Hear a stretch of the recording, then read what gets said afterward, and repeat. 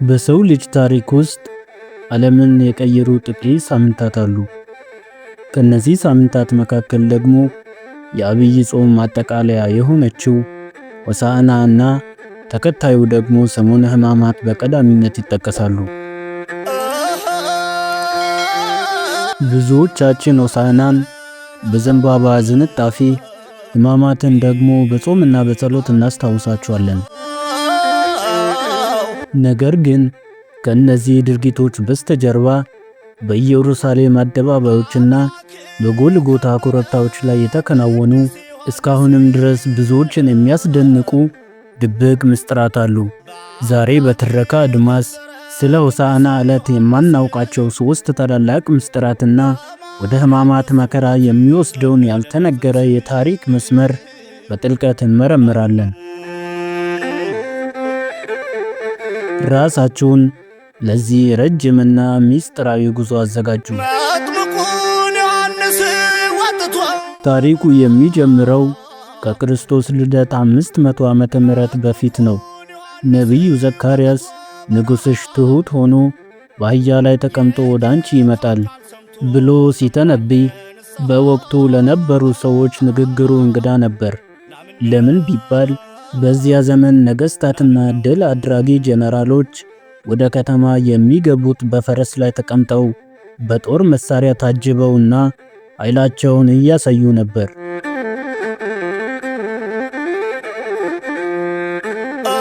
በዚያን ዘመን ፈረስ የጦርነትና የኩራት ምልክት ነበር።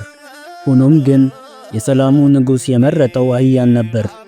አህያ የሰላም የትህትናና የአገልግሎት ምልክት ናት። ይህም ለዓለም የታወጀ ትልቁ መልእክት ነበረው። እኔ የመጣሁት በኃይል ለመግዛት ሳይሆን በሰላም ለማገልገል ነው የሚል። ከጌታ ቢሰጠው ከፍ ያለ ማዕረግ ጌታ ደቀ መዛሙርቱን ወደ መንደሩ ሲልካቸው የሰጣቸው ትእዛዝ እጅግ የሚገርም ነበር። ታስረው ታገኛላችሁ፣ ፍቷቸውና አምጡልኝ አላቸው። እዚህ ጋር አንድ ትልቅ ምስጢር ተቀብሯል። የታሰረችው አህያ የሕገ ኦሪትን ሕዝብ ወይንም አይሁድን ስትወክል፣ ገና ሰው ያልተቀመጠባት ውርንጭላ ደግሞ ሕግ ያልነበራቸውንና በኃጢአት የታሰሩትን አሕዛብን ተወክላለች። ጌታ ፍቷቸው ማለቱ ሰውን ሁሉ ከኃጢአት እስራት ነፃ ለማውጣት የመጣ የነፃነት ንጉሥ መሆኑን ለማብሰር ነበር። ይህ ክስተት በወቅቱ ለነበረው የሮማውያን አገዛዝ ትልቅ ድንጋጤ ፈጥሮ ነበር። ምክንያቱም ሕዝቡ የናፈቀው እውነተኛ ነፃነት ሊመጣ እንደሆነ ተረድተው ነበር።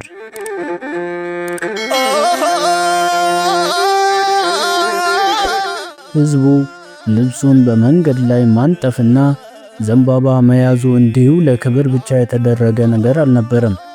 ዘንባባ በደረቅ በረሃ ውስጥ የሚበቅል ሁልጊዜም አረንጓዴ የሆነና የማይጠወልግ ተክል ነው። ይህ የፈጣሪን ዘላለማዊነትና የማይሞት መሆኑን የሚገልጽ ተፈጥሯዊ ምስክርነት ነው። ልብሳቸውን ማውለቃቸውና በመንገዱ ላይ ማንጠፋቸው ደግሞ እኛ ከድሮ ማንነታችንና ከሥጋዊ ፍላጎታችን ወጥተናል፣ አንተ በላያችን ላይ ንገስ የሚል ፍጹም ተገዥነትን እና የንስሐ ምልክት ነበር። ዛሬ በሀገራችን ምዕመናን በራሳቸው ላይ የሚያስሩት የዘንባባ ቀለበትም ያንን ታሪካዊ ድልና የክርስቶስ ወታደር መሆናቸውን የሚገልጹበት ትልቅ ምስጢር ነው። የዕለቱ እጅግ አስደንጋጭ ክስተት የተፈጸመው በቤተ መቅደሱ ቅጥር ግቢ ነበር። ሕፃናቱ በታላቅ ድምፅ ሆሳዕና እያሉ ሲዘምሩ፣ የአይሁድ ካህናትና ፈሪሳውያን በቅናት ተሞሉ። ዝም አሰኛቸው አሉ። የጌታ መልስ ግን የታሪክ ምሁራንን ሳይቀር የሚያስደንቅ ነበር። እነዚህ ዝም ቢሉ እንኳ ድንጋዮች ይጮኻሉ አላቸው። ይህ ንግግር እንዲሁ ምሳሌያዊ አልነበረም። ግዑዛን ነገሮች ሁሉ ለፈጣሪ ድምፅ ተገዢ መሆናቸውን የሚገልጽ ነበር እንጂ። ፈሪሳውያን ልባቸው እንደ ድንጋይ በመደንደኑ ምስጋናውን ባይቀበሉ እንኳ ግዑዛን ድንጋዮች ተሰንጥቀው አምላክነቱን ሊመሰክሩት ዝግጁ እንደነበሩ የሚጠቁም አስፈሪ ምስጢር ነው።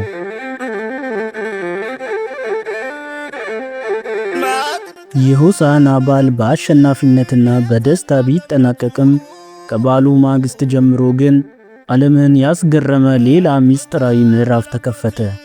ይህ ሳምንት ሰሙነ ሕማማት በመባል ይታወቃል። ኢየሱስ ብሎ ተቆርጧል አንገቱ። በእነዚህ ቀናት ውስጥ የተፈጸሙ ድርጊቶች የሰውን ልጅ ክፋትና የፈጣሪን ፍቅር በግልጽ ያሳያሉ። ሰኞ ዕለት ጌታ ወደ ቤተ መቅደስ በመግባት ነጋዴዎችን ጠረጴዛ ሲገለብጥ ቤተ መቅደሱ የጸሎት እንጂ የንግድ ስፍራ አለመሆኑን አስተማረ። ማክሰኞና ረቡዕም የጥበብና የክህደት ቀናት ነበሩ። ይሁዳ በ30 ብር ጌታውን አሳልፎ ለመስጠት የተስማማው በእነዚህ ቀናት ነበር። ስታስብ የመጥምቁን ፊት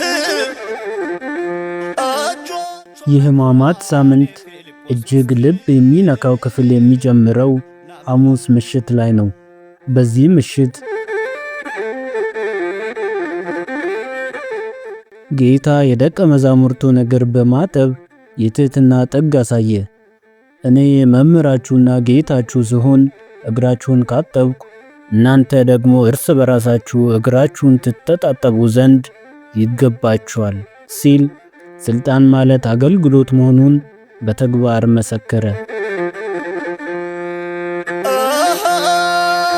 ታላቁና አስፈሪው ምስጢር የተገለጠው በዕለተ ዓርብ ነው። በዚያች ዕለት ዓለም ፈጣሪዋን ሰቀለች። ፀሐይ ጨለመች፣ ጨረቃም ደም ሆነች፣ ድንጋዮችም ተሰነጠቁ።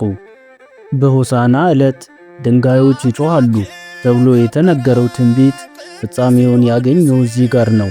ድንጋዮች ተሰንጥቀው መጮኻቸው የሰው ልጅ ምስጋናውን ትቶ ፈጣሪውን በሰቀለበት ሰዓት ተፈጥሮ አምላኳን ተከላክላ የመሰከረችበት ታላቅ ምስጢር ነበር።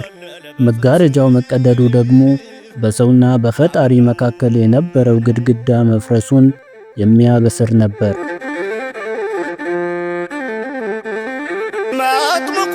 ስለዚህ ሆሳዕና ያለ ሕማማት፣ ሕማማትም ያለ ትንሣኤ ሙሉ ትርጉም አይኖሯቸውም። መጥምቁን ዮሐንስ ወጥቶ በረሃ የሆሳዕናው ዘንባባ ወደ ሕማማቱ መስቀል፣ መስቀሉም ወደ ትንሣኤው ብርሃን የሚወስደን ድልድይ ነው። ይህ የዛሬው ትረካችን የሚያስተምረን ትልቁ ቁም ነገር እውነተኛ ክብር በትሕትና ውስጥ፣ እውነተኛ ነፃነት ደግሞ በመስቀል ላይ መገኘቱን ነው። ከነዚህ ምስጢራት ውስጥ እናንተን ይበልጥ ያስገረማችሁ የትኛው ነው? የድንጋዮቹ ምስጋና ወይንስ የአህያው ምስጢር? አስተያየታችሁን ኮመንት ላይ አጋሩን። በተጨማሪ መሳጭና ድብቅ የታሪክ ትረካዎች ትረካ አድማስን ሰብስክራይብ ማድረጋችሁን አትርሱ። በሚቀጥለው ቪዲዮ ስለ ትንሣኤ ምስጢራት እስከምንገናኝ ሰላም ለእናንተ ይሁን። ትረካ አድማስ አጥምቆታል በውኃ የኢየሱስን በግ ናምን ነው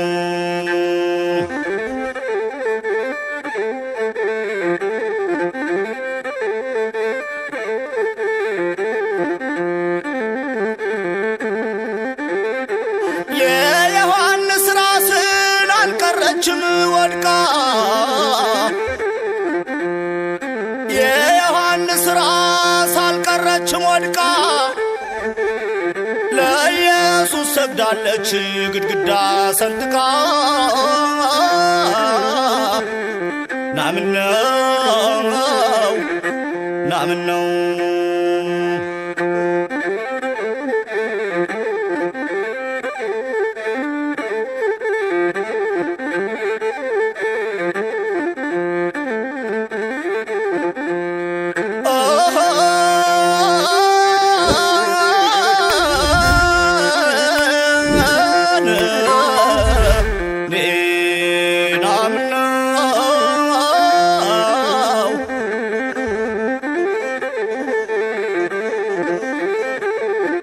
ዮሐንስን አዝላ ብትወጣ ስደት